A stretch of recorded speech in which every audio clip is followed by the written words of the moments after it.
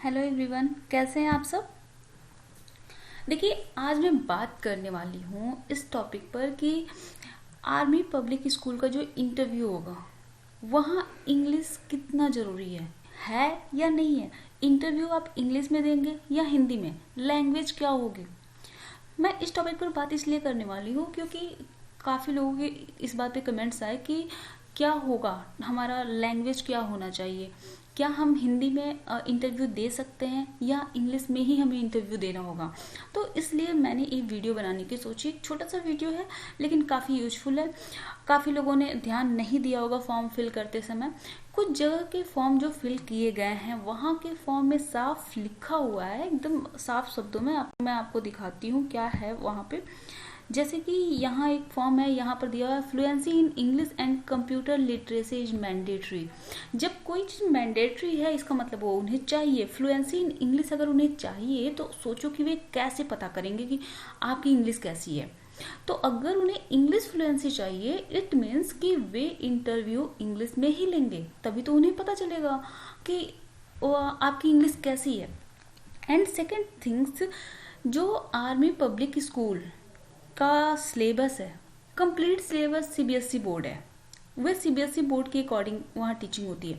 तो आप सोचो, अगर सिलेबस सीबीएसई बोर्ड है, सीबीएसई बोर्ड टोटल इंग्लिश है, तो उसके लिए उन्हें कैसा टीचर चाहिए। एक ऐसा टीचर जिसकी इंग्लिश अच्छी हो, फ्लुएंसी हो इंग्लिश की। और उसको टेस्ट कहाँ करेंगे, इंटरव्यू के टाइम में।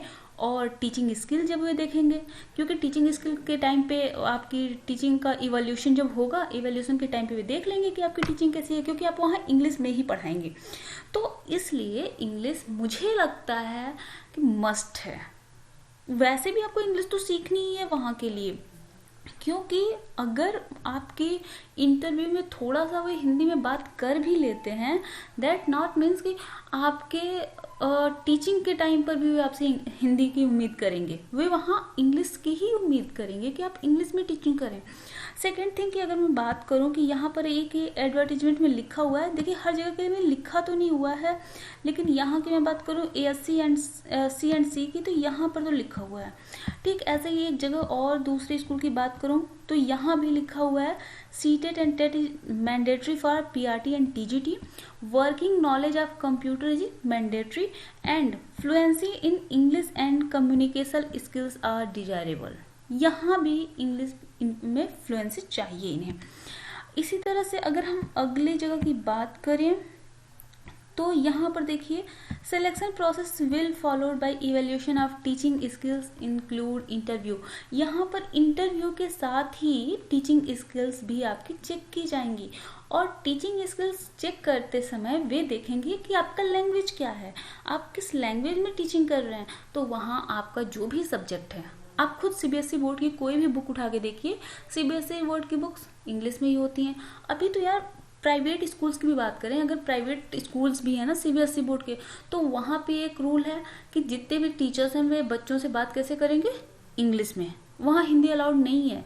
तो ऐसे में आप खुद सोचिए कि यहाँ तो आर्मी पब्लिक स्कूल की बात है, तो वे हिंदी क्यों लेंगे। लेकिन हिंदी की लैंग्वेज या संस्कृत लैंग्वेज के जो टीचर्स हैं वे हिंदी में बात कर सकते हैं।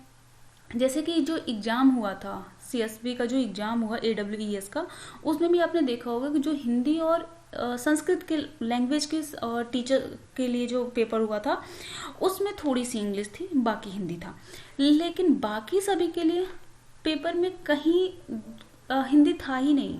ऐसा भी नहीं था कि बाइलिंगुअल हो, सारे पेपर्स के पूरा पेपर्स इंग्लिश में ही थे, सब कुछ सारे क्वेश्चंस। तो ऐसे में आप ये उम्मीद नहीं कर सकते हैं कि वे हिंदी को ज़्यादा प्रेफरेंस देंगे।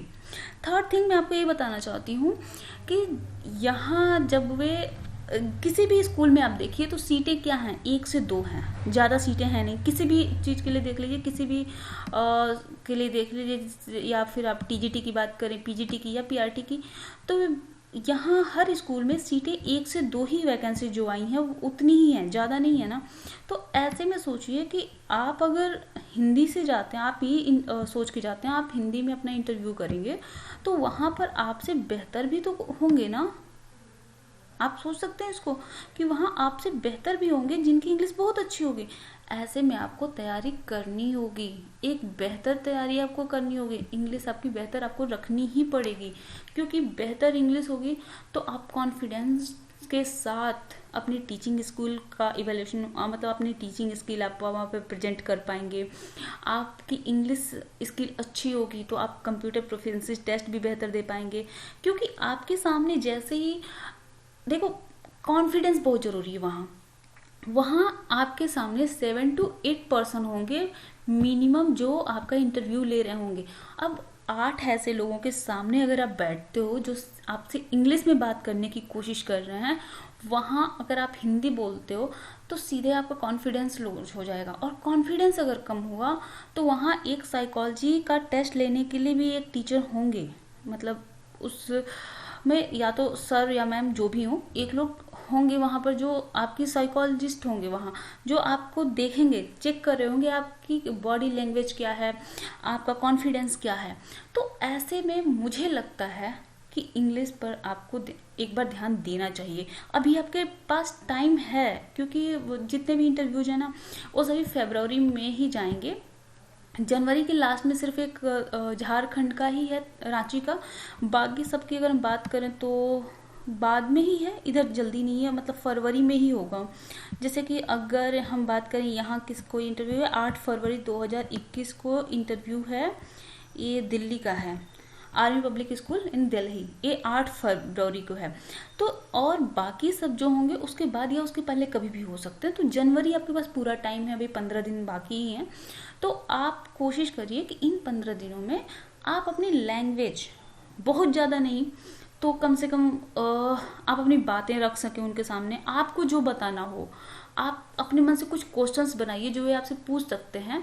और जो भी आपको पढ़ाना है, जिस भी विषय के आप टीचर हैं, जिस भी सब्जेक्ट की टीचिंग आपको करनी है, कम से कम उसके 2-3 टॉपिक तो आप इंग्लिश में बोलने की, पढ़ाने की प्रैक्टिस कर ही लीजिए, ताकि आप इंग्लिश में बेहतर समझा सकें और आपका बेहतर इंप्रेशन हो। ठीक है, मुझे आपसे आज यही बात करनी थी। अच्छा, इसके साथ ही मैं आपको एक यहाँ पर दिखा देती हूँ।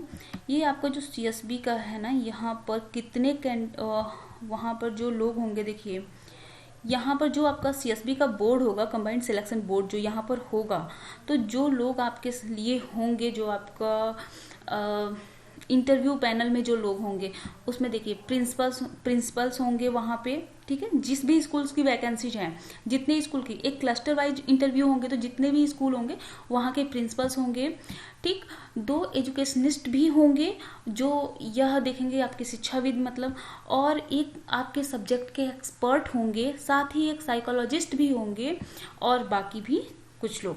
तो इसलिए बेहतर है कि आप अपनी इंग्लिश भी सुधार लीजिए, बॉडी लैंग्वेज सही करिए, अपना कॉन्फिडेंस बेहतर करिए एंड कंप्यूटर की भी प्रैक्टिस करिए और अपनी टीचिंग स्किल्स की भी। आप जितना कर सकते हो, आपके पास जनवरी के 15 दिन बचे हैं, आप उसको कर लीजिए।